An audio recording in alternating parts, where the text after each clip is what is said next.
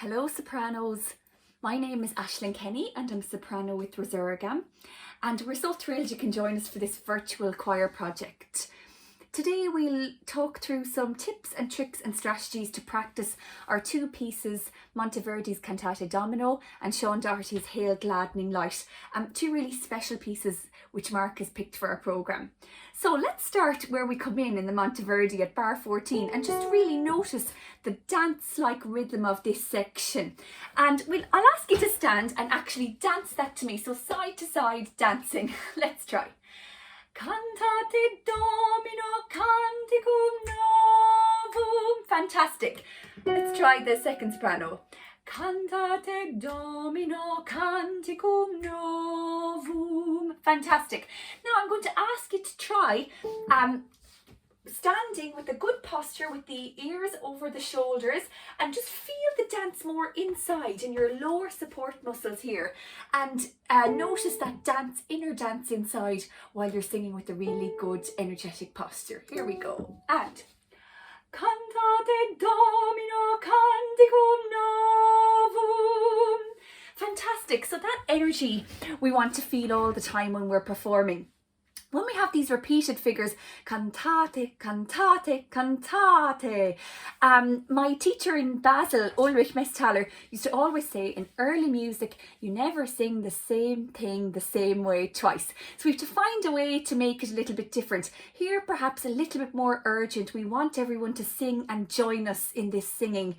And you can also imagine that somebody is actually calling and asking in between what you're saying. So cantate, what? Cantate? Cantate. They want to hear more. So that would translate as something like this.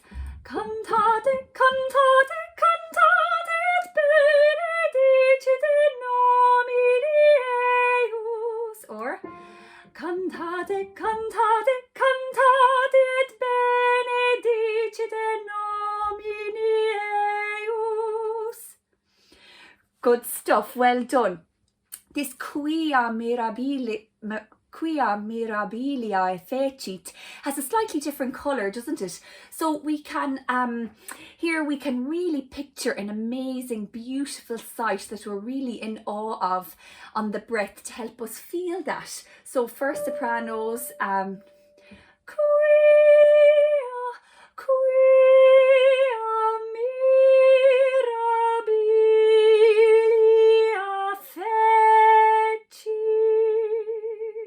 so that feeling that we're singing about something very special. We can also just notice both our lines are descending there. So when we descend in pitch, there's a natural loss of energy in the phrase. So we can remind ourselves to keep the airflow going with a little gesture like this. So if we sing second sopranos, quia mirabilia fecit. And did you notice there how we were more energized till the end? Fantastic. Well done, everyone. The cantate, again, is very dance-like, isn't it? A joyous figure. When we have runs like this, I like to add a little consonant when I'm practicing. So I might do something like cantate exultate, or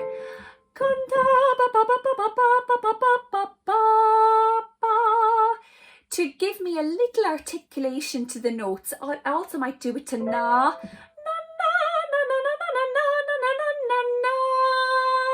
and going towards that last tate, exultate. And we can try that with the text now. Cantate exultate. Wonderful, well done. If we keep going on there, we've got these lovely consonant, this very lively area, the salite incitera. I also love to speak my texts, and I would speak the whole thing in rhythm as practice also. This little bit with which we both have salite incitera, salite incitera. So to really feel feel the consonants are very quick and really efficient in the mouth. So I sometimes use a flicking gesture for that. Salite in chi tara, salite in chi tara. And again, we're not saying the same thing twice, so there's a little crescendo there with each iteration of that. Let's just try sing a little bit of that from second soprano, bar 40. Salite in citara, salite in citara et voce. Wonderful. And first sopranos. Salite in citara et voce. Beautiful, well done. We can really enjoy that lovely build up then and really allow our vowel to really ring on that one. And our again remembering this really joyous vision, something that's very special to you that you can imagine at the end as you sing.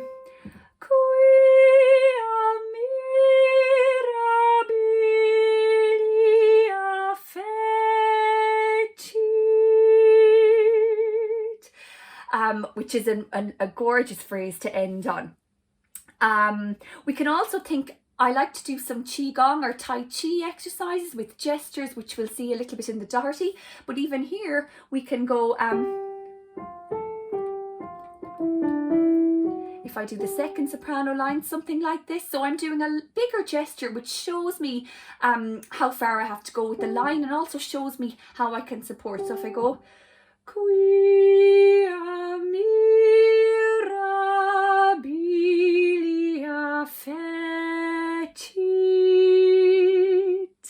So I can graduate my my support. Another thing I love to do with this line, and we can experiment with Monteverdi and all styles of music, is explore a string bowing technique, which really reminds us to keep the contact, keep the bow on the string, and we can, this is what I mean. So if I go, quia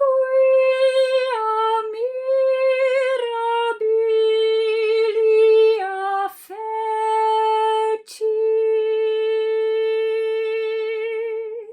So I really keep my contact of my vocal folds, which are coming together when I give good air and good support. And if I remember to keep that lovely contact of the bow and the string, I really feel there's movement. So if you think about a string player, when they take the bow to the string, there's a lovely movement all the time while sound is being made. And it's the same for us in our voice. We can't actually see our vocal folds, but there's a movement of air through, and sometimes we forget to keep this energy going. So just the bowing is a lovely reminder to do that. We'll just bow the second soprano line. So, quia mirabilia fecit. Fantastic. And you can also notice the lovely connections in between the bowing, that each note is really connected, and that's what gives us a lovely line. So now let's take a look at Sean Doherty's piece, which is a wonderful piece and a wonderful setting of this text, which I know from a Charles Wood, a setting by Charles Wood. We're not in sopranos until bar 13. And we've quite a long phrase, which is challenging, but I think we're all up for the challenge, aren't we? So what I suggest here is we would just be aware, if you're aware that your vocal folds are housed in your larynx, and it's a very small place, in fact. So when you change note, we can actually think of a very small gesture. What's happening as we change note, go up and down in pitch, is that there's a gradual stretching of the folds as we go higher, and a gradual relaxation or loosening of them as we go a bit lower. So we can use this a little bit to our advantage here. So let's take this opening phrase to vowels only, and let's just do a little bit of finger wagging and just feel that the gestures are very small. So let's try.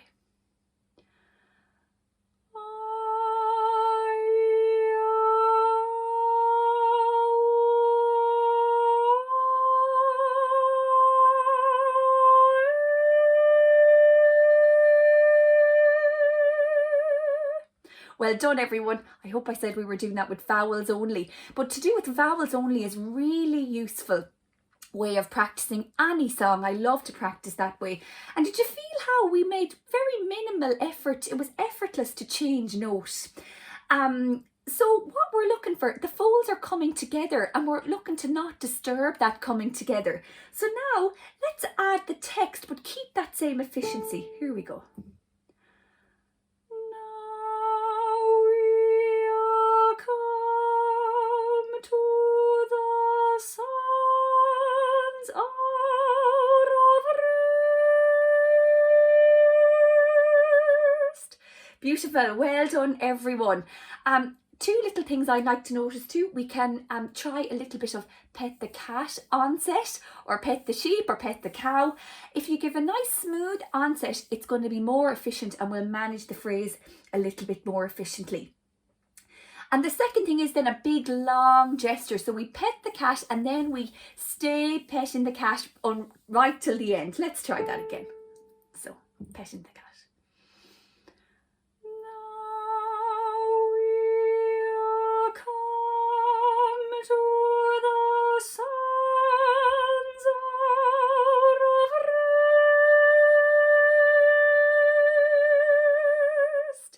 Beautiful, well done everyone.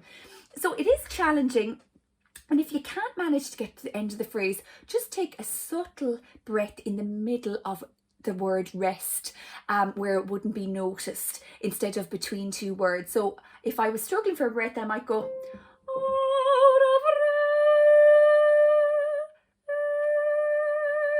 and just come gently back in. The next little phrase, the lights shine.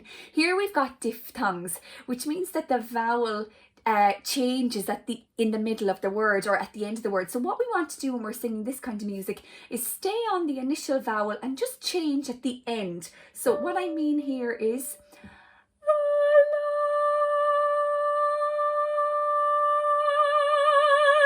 lights shine.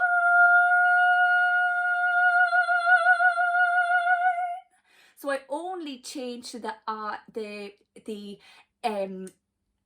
I only change from the ah vowel at the end of the word.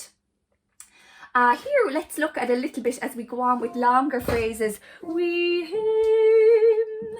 So we can try a little bit of our Tai Chi. Some of you will have seen me do this in warm-up. So I take my left hand with my palm up and my right palm facing forward. And we go. We him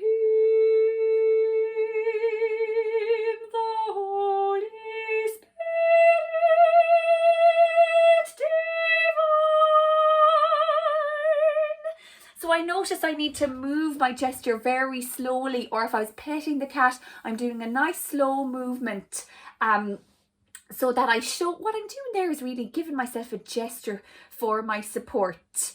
And a little reminder where we can be for our support. If I take a hand on my hip bone and on the pelvic floor there, which is on the zipper of the jeans, or just below the belly button above the pubic bone in there.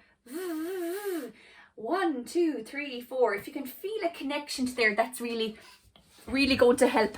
A sneaky tip too, with some of my students, I ask them, when you can't all be seen in the video, you can do some gestures underneath that help and no one would see them. So for perhaps rowing a boat. I'll see, can I demonstrate? I'm a bit too high in the camera, but I can do some subtle gestures, or even little subtle finger wags underneath. So explore what you can do underneath when you're recording that can't be seen on camera. Just even a little gentle gesture underneath might help you support. At all times to be sung. Here's a lovely one, a nice melisma, and we want to get that nice and smooth. So I would suggest we try our little na na na. Na na na na na na, and we can sing it like spreading the butter, a bit like petting the cat, but another analogy which I love and hopefully some you find useful for you. So just pick your favorite ones. So if I go na na na na na na, great, yeah, and then at all times to With undefiled tongue. So when we go high in the range, we've a tendency to give extra energy and a lot of weight at the top. We really want to support that top note. But I'll encourage you now to just feel your lower support and feel as you go, you can take your hand on one of the support areas and point downwards. So if I go with undefiled tongue. So it helps me when I think a little bit down. It helps me not to get caught up, because it's an evolutionary reason, which I heard from my fantastic teacher Heidi Moss, that when we go high in the voice, it's because when we go high in the voice, our body thinks that we're in fight or flight mode, so that we're shouting because maybe there's a tiger in our cave. So to be not under pressure up high is actually not an evolutionary event for humans. But in singing, we don't need to add weight. We don't need to bulk up. We can just really stay on our lower support and enjoy a beautiful sound up there. When we go to this lovely moment then, Son of God, we can, I have a trick from Blonid Murphy, which is about the unicorn, where you have a horn and a tail, and when you get to the high note, you pull on both. So this isn't one we can do in our video, but maybe you can do it surreptitiously.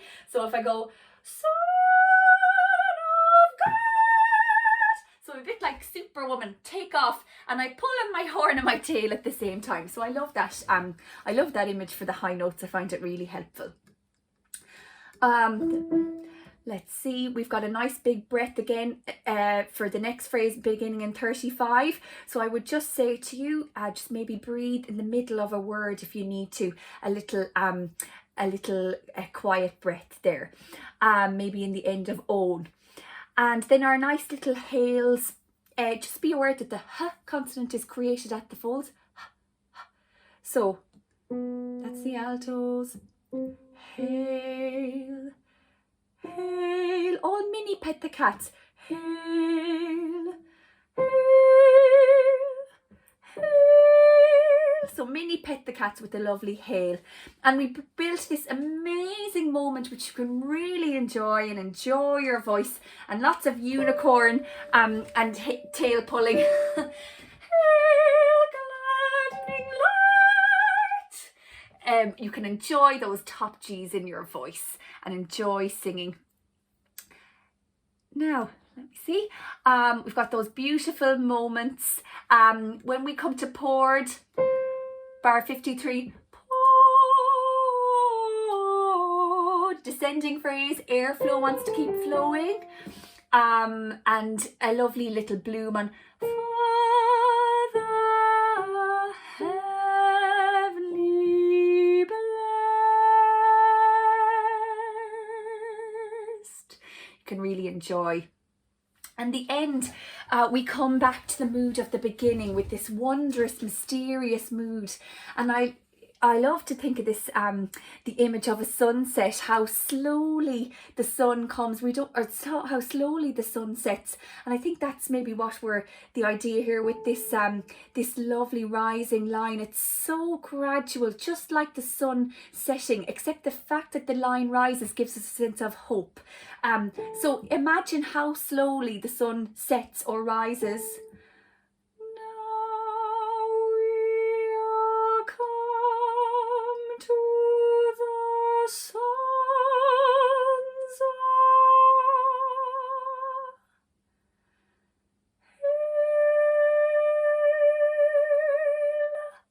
And a nice little la at the end of your hails. So I know this is about the sun's setting at rest, but I love the feeling that a piece is uplifting at the end. It's quietly hushed and quietly optimistic, and optimistic for those times when we can all sing together again. So I hope that was helpful. Please feel free to get in touch with me in advance if you need help with your lines, and I wish you all the best for preparation, and I'm looking forward to seeing you all at our workshop on the 10th of April.